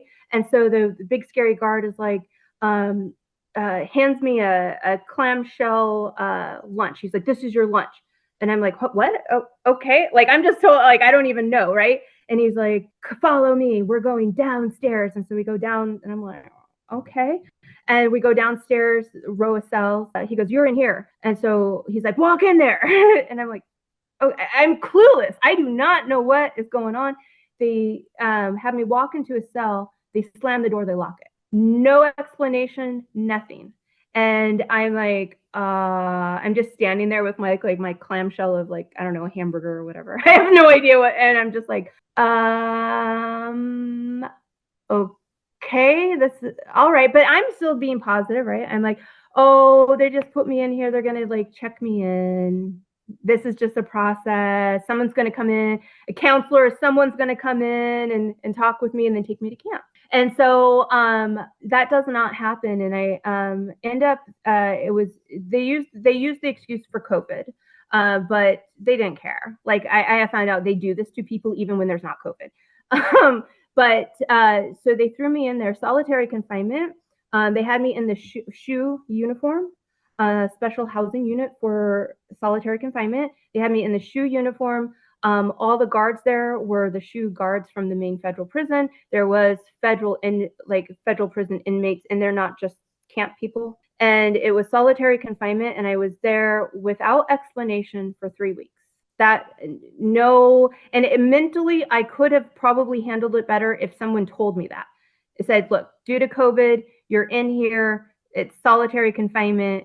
Everyone here is shoe guards. You're going to be treated that way. And you're probably not going to get out of here for 3 weeks. Just want to let you know. If that was explained to me, I would have been upset. I'm not going to lie. But mentally, then you can just be like, okay, no, this is my reality. But the not knowing, no one explaining, and then I'm asking, I'm like, hey, can somebody tell? Like, I'm not supposed to be locked in here. Like, I'm supposed to go to camp. Like, I'm not understanding this. And nobody would tell me anything. The only person that ended up telling me really anything was another camp inmate. It was a working camp. So everyone, when you were not in solitary confinement, you had to work. And so her job was going through the isolation unit and checking up on everybody and, giving them, taking their trash and, that kind of thing. That was her job. And so she wasn't supposed to talk to us, but of course she would. And because I was just like freaking out. And I'm like, I'm supposed to be in camp and blah, blah, blah, blah. And then she'd be like, oh, I'm in camp too. But I'm like, this is a prison. Yeah, it's a prison. She's like, I didn't understand that either, and then she'd seen on my door that I was in there for COVID. And so they didn't even explain that, like nothing. And so she was like, yeah, there's a thing on your door that you had a COVID test. And so it looks like they're probably going to keep you here until they have those results. She told me, she was like, she goes, I don't know. I think that maybe is 2 weeks or something. It ended up being 3, but I mean, yeah. And no one telling me anything. They would only like allow like 2 showers a week for like 10 minutes. The water was cold. They didn't give you soap or anything, and it was really gross. And my skin started breaking out like in rashes and stuff, and it was just my lips were bleeding. I mean, this isn't like going to kill me, but there's just like no reason that I should have had to have gone through that, and I suffer from migraines. Not a big deal if I'm given medication. Just even simple over-the-counter ibuprofen, for real, if I start feeling it, if I take it, I'm fine. They wouldn't give it to me, and I had a full-on I get complex migraines, and it gives you stroke symptoms. You don't actually have a stroke, but it gives you stroke symptoms. And because it cuts off so much blood circulation that, yeah, it's horrible. It can cut off your speech, your vision, all sorts of kind of stuff. And like that started happening because they wouldn't give me even over-the-counter ibuprofen. And it took like something like 38 hours, 36 or 38 hours until they gave me medical strength. And then they had to give me medical strength ibuprofen. And it was just, the lack of medical care, the lack of caring, just throwing you into right away a solitary confinement with no explanation. I have no prison background. Were the horror stories about Dublin, like, were they true? I mean, this is a prison this prison is closed. Yeah. Right. And you go online and, I mean, the horror stories that have come out of that prison are atrocious. I mean, the abuse and the rape and everything else. Yep. I mean, it's just disgusting. So it's horrible. I mean, so you witnessed some of that. Yeah. So I was not personally sexually abused. I was verbally abused on the daily. Everybody was like really bad. Not like, oh, that guard is mean. That's not what I'm talking about. I mean, full on like, I own you. You're fat, you're ugly, calling us bad language names, like, and yelling it, like just horrible from men, and just really, really, really traumatizing and abusive just on the daily. But the sexual abuse, so what I seen happening, and I seen it, and I did experience this personally. I knew what they were doing though. But I seen it happen is they would condition everybody. So what they would do is they would tear you down. You're ugly, you're fat, you're horrible, you're, a piece of crap. I own you. You own nothing. That was a big thing I heard all the time. You own nothing. I own you, and you're just like, oh my gosh. And so if you're there, even though that's what they're doing, if that's what you hear all day, every day, it does start breaking you down mentally. And then what I seen them doing, and this happened to me too, is after a while, like they do, like these are predators. Okay. They do know what they're doing. So then they would slowly, I mean, this is like after months of that, right? Then they would slowly maybe give you a compliment every once in a while. Oh, you look nice today. We did not look nice, but it was something to be like, oh, I got a positive from this person that is tearing me down every day, And then this did not happen to me, but I've seen it happen to a lot that had been there longer. So they knew what they were doing. So the ones that if you were there longer, it became more and more prevalent. They would start giving you gifts, like real perfume in a spray bottle, like outside of the prison, bring it in, give it to you. Maybe jewelry or something like that we're not supposed to have, but they're like, we won't get you in trouble. Well, you have that. And we would know the girls that would get that. And or real soap, like real good smelling soap that you couldn't get in commissary. Stuff like that. And then it's like, okay, well, when are they going to ask for that favor to be returned? And what is that favor going to be? And so that's where, because I've been asked, like, was it like brutal rape? Well, no. I mean, I can't say that like that never happened to someone there. It probably did. But it was a conditioning of, and then slowly like come into my office when there's no one else around.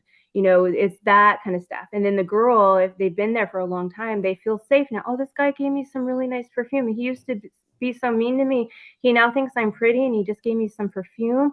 Sure, I'll go into his office and spend time with him. We're friends. He likes me. And you are grasping. No, it is. But I understand. So on the outside, you'd be like, oh no, I would know what's going on. But no, it started happening to me. You are grasping for some kind of positivity because it's negative, negative, negative, negative, negative. And then even though I knew, like, I'm like, oh, I know what you're doing. Oh my gosh. Any form of a positive, you gravitate towards that. Even though you're like, oh my gosh, they're doing this.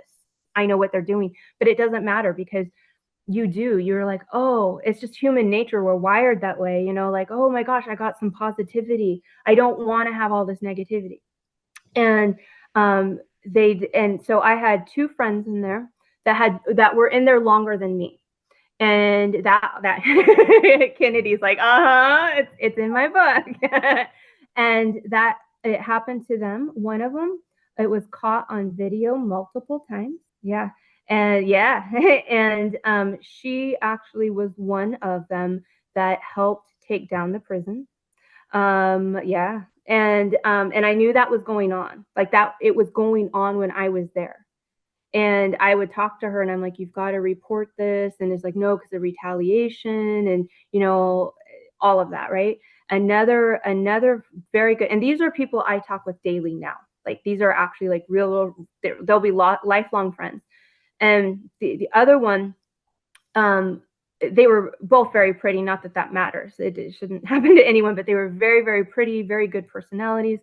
So the other one that I'm very good friends with, and that what they would do to her, now this is really gross, is they would come in. So her cell was right next to mine. So we were like cell neighbors. and I started hearing, like, it was for real, it's like 2:00 in the morning, 3:00 in the morning, really odd hours. Guards were coming in and taking her out of the cell. Now, I wouldn't hear this if I was a couple cells down, but I was like right next to her. And so my cell was up against, on the right side was a wall. There was nobody. I was like the last cell in that row. And then she was right next to me on the left. So I didn't have other noises. Like literally if somebody talked in their cell and I was downstairs too. So I was away from like any type of like noise. So if somebody was talking in her cell or somebody came in, I could hear it very, very well. And so guards would come in at odd hours in the morning. They would take her out, right? And so at first I don't want to say I didn't think anything of it, but like whatever, I'm like, maybe she got in trouble or something. But then she like never said anything to me, and then it happened again. So one of the times that it happened again, I was like, the next day I was like, hey, what the heck? And she starts like getting tears in her eyes, and she's like, oh my gosh, Saffron, you would not believe what they do. And I'm like, okay, we need to talk. What is going on? I heard that. I've heard them more than once, but like, what the heck? And she's like, what they do is they would take her to the main prison lobby. So outside of camp, walk outside at 2, 3 o'clock in the morning. There'd be more than one guard escorting her, take her to the main prison lobby. So there would not be other people around. No one's going to be in the lobby at 2 or 3 in the morning. And there was a large bathroom facility in that lobby. They take her in the bathroom, so there's no cameras, there's no nothing. And they would do strip search training. Jeez. Sickening. And no, it's beyond gross. And I'm like, what? I'm like, excuse me? I mean, I was flipping out. I was like, oh, we're going right now. I'm going with you. We are reporting this, because she had been there for a while. I'm still like kind of new, right? And she's like, no, no, no, no, no, no, no. I'm not doing that. They're going to keep me here longer. I don't have that much longer left. I've been here for a while. I want out. I don't care. I'm not saying anything. And I'm like, they can't, like, no, that's not training. I go, you do know that's not training. They don't do that. No. And she's like, yeah, I know. And it's not worth it. She's like, it's just not worth it. I want out of here. That's worth it. I need to get out. And so, those were the two that I absolutely knew. The one actually was a huge role in actually shutting them down, because they had it on what happened to her. Not all of it, but a lot of it was caught on multiple video cameras, where the guards thought that they turned the camera off, which they did, but the prison had a backup camera and they didn't know that, and they still got it. Yeah. Oh, God. And and they needed, even though they knew that was my friend, they had to have her verify, yes, that's me. Yes, that is this particular officer. Yes, this is what happened. Yeah. And so she was a huge part of that. But a lot of that went on. Something that did happen to me, and it was just lucky enough I wasn't there long enough for it to continue, is I experienced a small tidbit of what that was like. Is one of my many jobs I had there was I would clean the main prison lobby, right?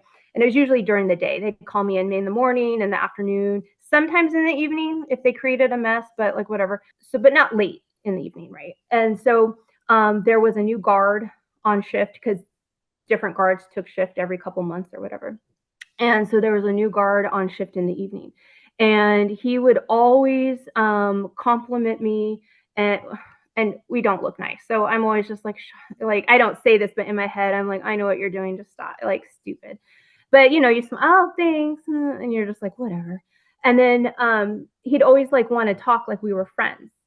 And I'm like, dude, I know that you're trying to condition me. Like, I have not been here that long. I haven't been I'm not broken that much right now. Give me another year, I probably would be. But like, I know what you're doing, dude, but I don't say that. You can't say that, right? You just play along. And so he calls me one night. It was right before count. Like, I was in my grays, ready for count. And the guards come and they're like, we need to have you come down to the main lobby. And there was a mess that needs to be cleaned. And I'm like, what? It's like count time. It's like bedtime. They're like, we won't get you in trouble. Like, it's been verified. We'll let you out. We'll let you back in. You just need to go do that. And I'm like, I did not feel right. I knew it was weird. But what do you do? Like, you have to. And so I'm like, okay. And so I was like really uncomfortable about it. So I had to walk outside. This is like right before our 9 o'clock count. And so I'm walking to the main lobby, and another girl from camp was just dropped off some cleaning supplies at one of the buildings. And she was like, Saffron, what are you doing out here? It's almost count. She's like, I'm running in, for count. And I'm like, oh, well, and I explained, and she's like, oh, that's weird. And I'm like, yeah. She's like, I'm going to go with you. And I'm like, no, you're going to get in trouble. You're going to miss count, and you're going to get in big trouble. She's like, the joke was, well, we're already in federal prison. Like, how much more trouble can we be in? And I'm like, well, actually, we can get in more trouble, and you don't want to do that. But she's like, no, this isn't right. I'm going with you. I'm like, okay, I'm not forcing you. So if you get in big trouble, don't be mad at me. And so she goes with me, and all the lights are turned off in there, and there's no other guards because it's count time. So they're in the main prison doing count. And sure enough, it's that one guy, and he steps out of his office, and he's like, "Oh, so you have a cleaning partner? I didn't know you had a cleaning partner." And I said, "Oh," I just right away, I was like, "Oh, if it's this late at night, I always have a cleaning partner with me." Total, like, I just made it up. I'm like, "Oh."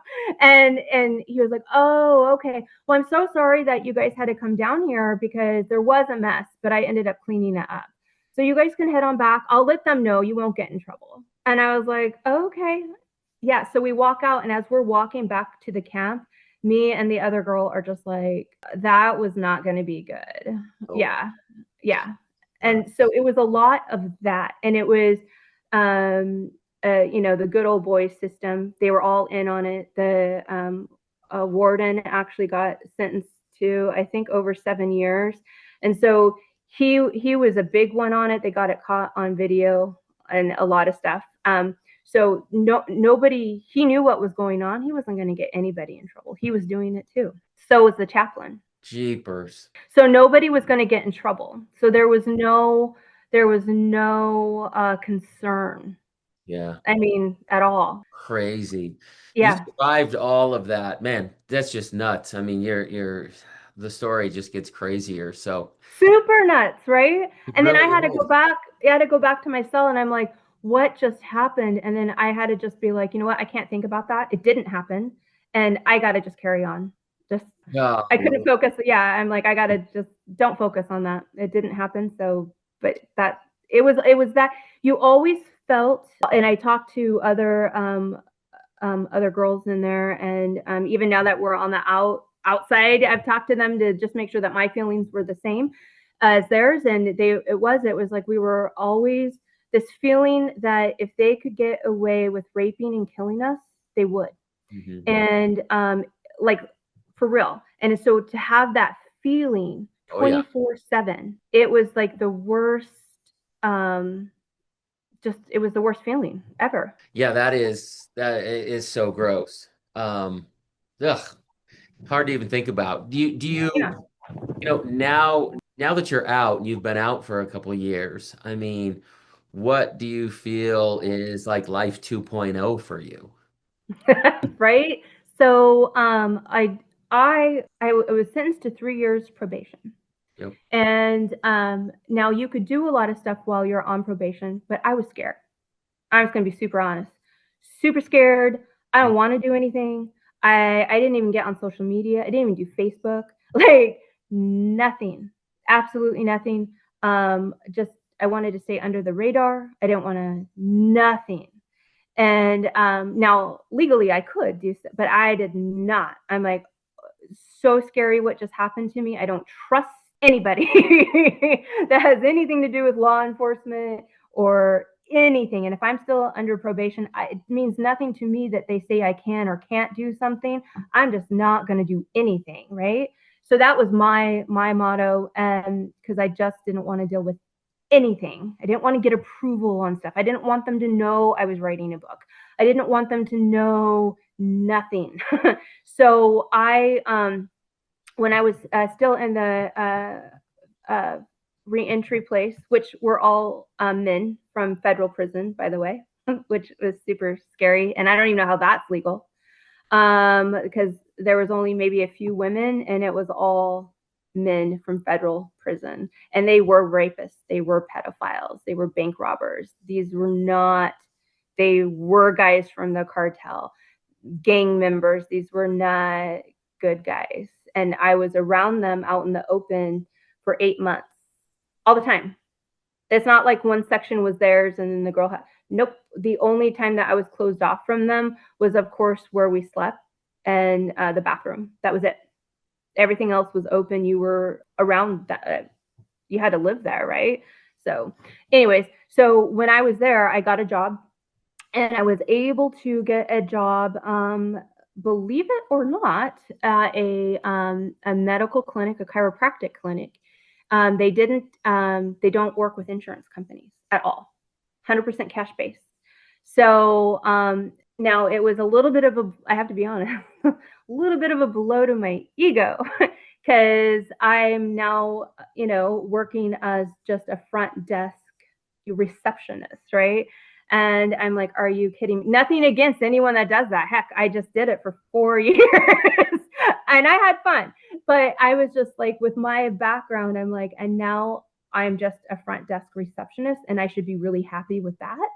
I'm like, I can't believe what they've done to me and that they do this to people. But that's besides the point. I was very grateful that I could still be in the medical industry because that's my background and I love that. And so I had a lot of fun, but I didn't tell anyone. When I interviewed, I told the people I interviewed with because they were going to be contacted by probation officer and all that kind of stuff. So they had to know. But as far as like my colleagues that I worked with, I did not say anything. I was scared to. I'm just a receptionist. And I always got the comment like, oh, you're so good at sales and you're like the best, front desk person ever. And I'm like, yep, I am. What do you know? I might have a little bit of experience, maybe, but nobody knew anything. And that was really hard for me on an ego side. I had to just be like, you know what? That's just not, I have to be grateful that I even have this and make it fun. And I did. I had a lot of fun doing it. I just stopped doing that. I did that for 4 years. And I stayed with that particularly because I wanted the people that did hire me. Now, these aren't my colleagues. These aren't the doctors I worked with. They didn't know. But the hiring manager that hired me, they did know. And they didn't care. They really didn't care, ever. It never came up again. It was, they didn't hold it against me. They didn't treat me any better. I had all this background and I could have done a lot more with the company.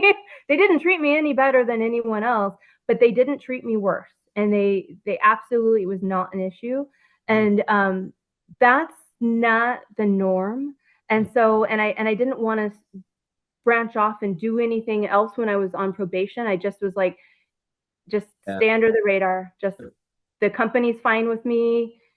Probation, just if they just think I'm going to be a receptionist for the rest of my life and living at my parents, that's great. I had to move in with my parents because obviously not making enough money being a receptionist to do anything else. And I lost everything. I'm extremely independent, successful businesswoman, flying all over the place, having multiple clinics, doing multiple things. Then I was looking at starting a brand new medical business. I was really successful. I was going to do a lot of things with that. Went to federal prison, lost any ability to do that. So now I am literally starting over from scratch. And when I say scratch, I mean literally everything's erased. Except what's in my head, of course. Your experiences and what you've learned, you can't ever erase that. But and it's very valuable. But like as far as like on paper, anything that I have done, when I say from scratch, I mean I've lost my house, I lost my business. I can't ever go back to that business. I can't ever go back to anything dealing with insurances. So in the medical field, there's a lot of medical things I could do, but I can't because if it's connected to insurances, I can't do it. And that includes even working out of a hospital because they work with insurance companies. So I can't even do that. So everything that I've ever done or trained on, I can't do. I can do something like starting a business, like the one that I just worked for because they don't take insurances. So that model, I could do something like that, which I am looking into, which is pretty cool because that's still medical and you just don't deal with insurances. So legally I can do it. It was even approved by probation. So I'm looking at possibly doing something like that.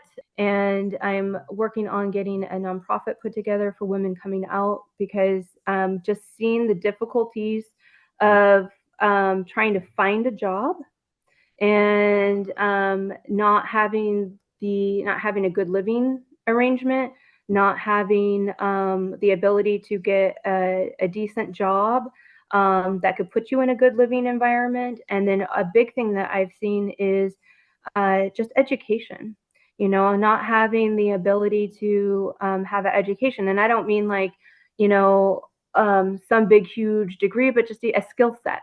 Right. It's something that can help you move forward in life. And so I'm also working on that just to try to help women coming out. That will be a work in progress, but and it's all stuff that I wouldn't know about if I didn't firsthand live it. Yeah.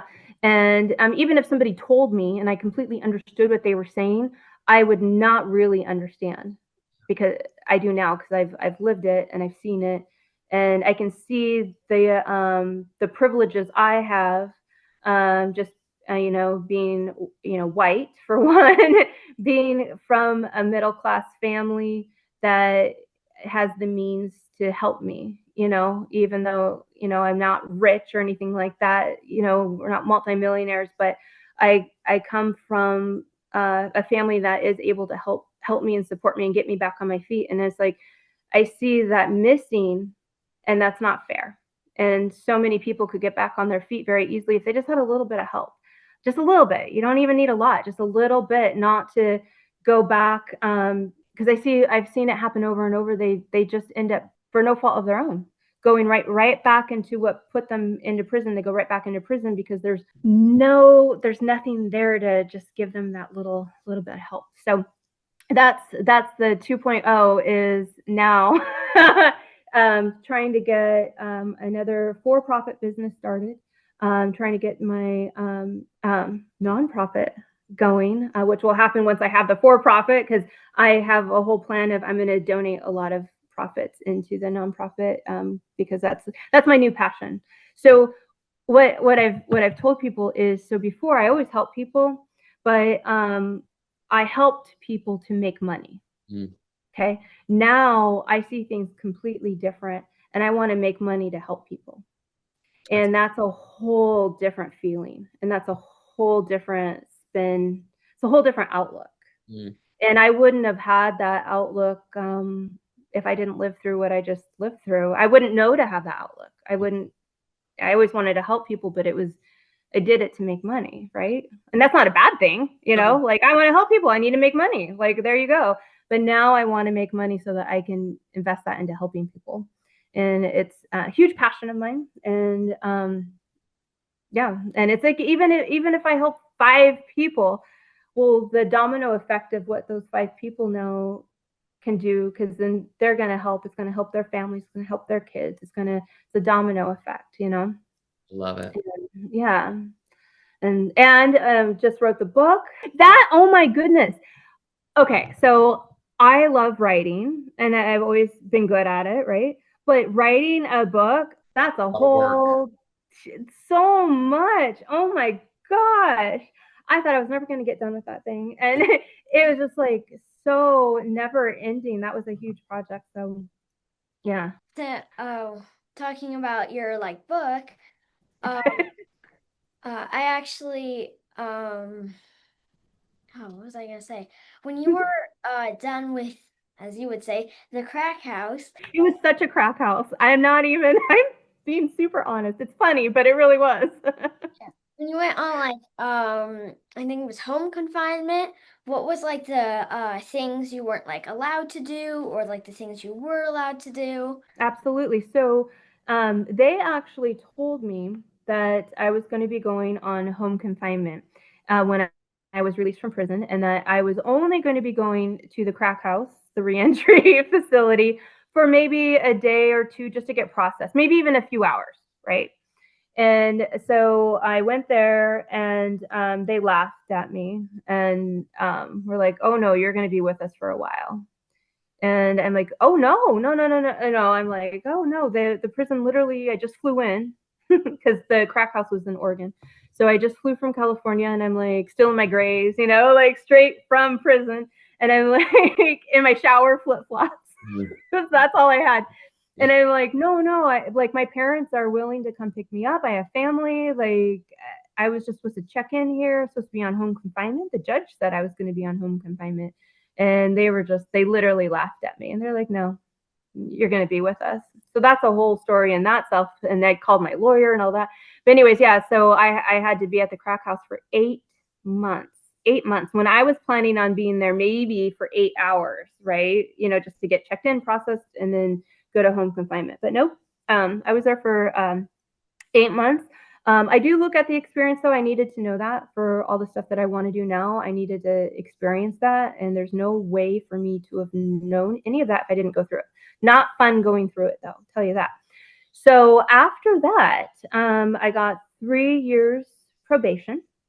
And so that entailed, for me anyways, I think maybe different people, I'm not sure, probation might be different for different people, I'm not sure, but for me, I had to report in. Initially it was a lot more strict in the beginning.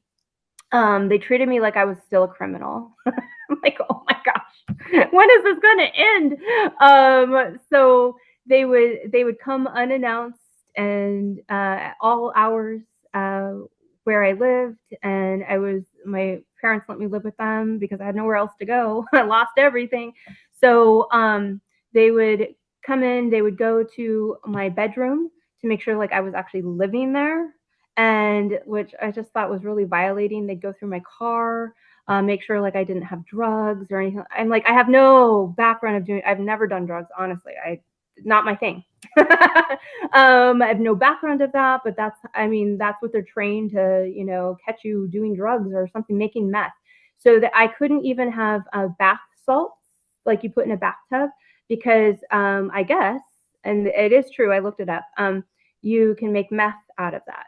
And so they wouldn't allow that while I was on probation. If they found it, I would get in trouble because you could make meth with that. And I'm like, I'm not going to make meth with bath salts, guys. But okay. So, I mean, wow. Seriously. That's isn't that crazy? Yeah. And they would go through my stuff. And I'm just like, how violating, right? And then they would check in on my work to make sure like I was going there and to make sure that they knew I was a felon. I'm like, oh, you're trying to get me fired? Like you've got to be kidding me, right? Now, I happened to, at the time, have a pretty understanding hiring manager that took those calls and was like, yeah, no, I know that. And I knew that the last time you called me, and I know that now. Like she would get like she would tell me like very like kind of snippety with them because she's just like, this is ridiculous. Yeah. Right? Like you're trying to get her fired here? Like, stop. But that's what they did. And then I had to turn in all of my bank accounts. I could only have one checking account, one saving account. So like one account, I couldn't have credit cards or anything like that. And I had to turn in my bank statements so they would see all my transactions from my big, huge money I made being a receptionist. Exactly. Right? Like buying all my supplies to make meth, right? They wanted to track that. And so I had to do that. And then there was an online reporting I had to do once a month to say that I wasn't doing drugs, I wasn't involved in drugs, I hadn't gotten arrested, I didn't own any firearms, because being a felon, I guess you're not supposed to have firearms. And then and then for a long time with all of that, I also had to, probably for the first year, I had to do a weekly call in with my probation officer, which was so stupid. So I'm like, all I do is like right now at the time, like work and go home and go to sleep. Like, and you can see I'm not buying anything like except for food or whatever and gas because I commuted. I did a really long commute just because I didn't want to. I was lucky that I had a hiring manager that didn't care, and I didn't want to go through that with another company because that's not normal. They usually care, and I just didn't want to deal with that. So I did a long commute, and so I spent a lot of money on gas. And so I'm just like, what? And they would just ask me like stupid stuff, like, like what are, oh, they would ask me like, I remember I'm like, what? They'd ask me like if I was dating again and if I was planning on yes. Isn't that weird? And like, was I planning on dating again? And I'm like, what? why are you, this is weird. Like, why are you asking me that? And I would say that. I'd be like, why are you asking? That's kind of like none of your business.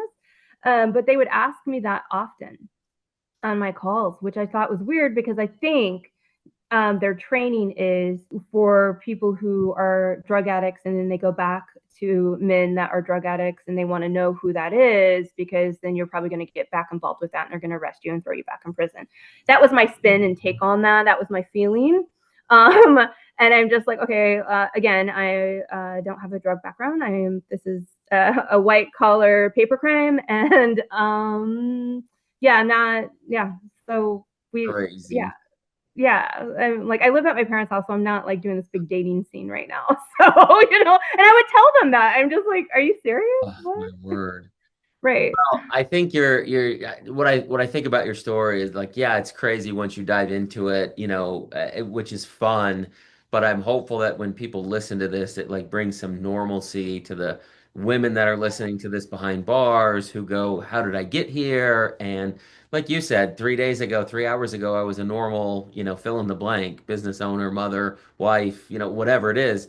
Like, and then all of a sudden it's gone. I think so many of the stories that are prison related have this downward spiral. I started at 14 or 16 or 18 as an addict, where your story was nothing but real optimism and positivity, and until one day it wasn't. Yeah. So Yeah. I think I'm grateful that you're able to walk us through it now on the other side, and we can laugh through it, and Kennedy can share it on the bus. I'm hopeful that it'll all bring, some light to this really, really dark situation. So Yes. Me too. I absolutely. it'll be fun. It'll be fun. So I'm gonna grab your number offline and let's continue Yes. the conversation. Let's see how we can change the world a little bit and at minimum commiserate once in a while. Absolutely. We have a crazy similar story, different but very similar. Yeah, I was in line one day and these two kids, they're like, one's a girl, one's a boy.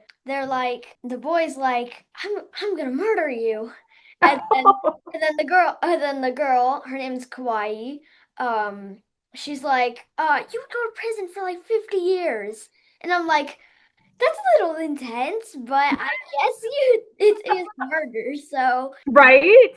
Yes. You tell him you don't want to take that path. I'm gonna do that. Definitely. You're like, oh no, I know these stories. You really don't want to take that path. You would probably go like to this place and then this place, and then you don't want to go there. So Exactly. Cool. Well, if I can be of help, please reach out and we'll continue spreading the word about your story and your mission and your book. So we're really grateful for your time. Yes, no, thank you. Hey, awesome. Have a wonderful day. We'll talk soon. Thank you. Bye. Bye.